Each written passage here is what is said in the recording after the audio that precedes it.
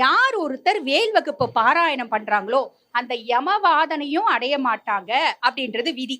ஆக இந்த வேல் வகுப்புனோட ஒரு தாத்பரியம் உங்களுக்கு புரிஞ்சிருக்கும்னு நினைக்கிறேன். சரி, இந்த கதையை இங்க அப்படியே விட்டுடலாம். இன்னொரு கதைக்கு போகலாம். அது என்னம்மா கதை, எங்கம்மா போனோம் அப்படின்னா எங்கேயும் போக வேண்டாம். மனதளவுல வாங்க.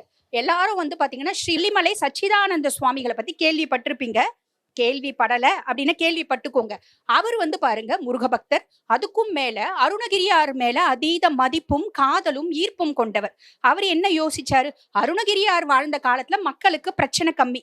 ஆனா இப்ப மக்களுக்கு பிரச்சனை ஜாஸ்தி. நிக்கும் போதும், நடக்கும் போதும், படுக்கும் போதும், உறங்கும் போதும், எந்திரிக்கும் போதும் பிரச்சனை ஜாஸ்தி இருக்கு.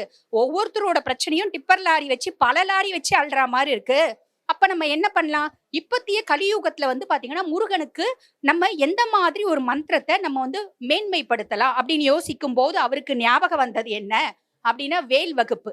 வேல் வகுப்பு எடுக்கிறாரு. 16 பாடல்களையும் மேலும் கீழுமாக முன்னும் பின்னுமாக மாற்றி மாற்றி மாற்றி மாற்றி 4 முறை போடுறார். 64 பாக்கள் கொண்ட வேல் மாறலா உருவகப்படுத்துறார்.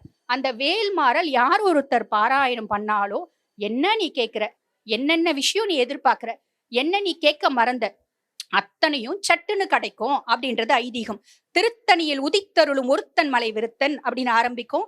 20 முறை பாராயணம் பண்ணணும். அதுக்கப்புறம் ஒவ்வொரு முடிஞ்ச பின்னாடியும், ஒவ்வொரு பாடல் முடிஞ்ச பின்னாடியும் அதே வரியை நம்ம திருப்பி பாராயணம் பண்ணணும். கடைசியில 3 பாக்கள் முடியறதுக்கு ஆரம்பத்திலயும் முடிவிலையும் வேலும் மயிலும் சேவலும் துணை, வேலும் மயிலும் சேவலும் துணை அப்படின்னு 6 முறை நம்ம பாராயணம் பண்ணோம்.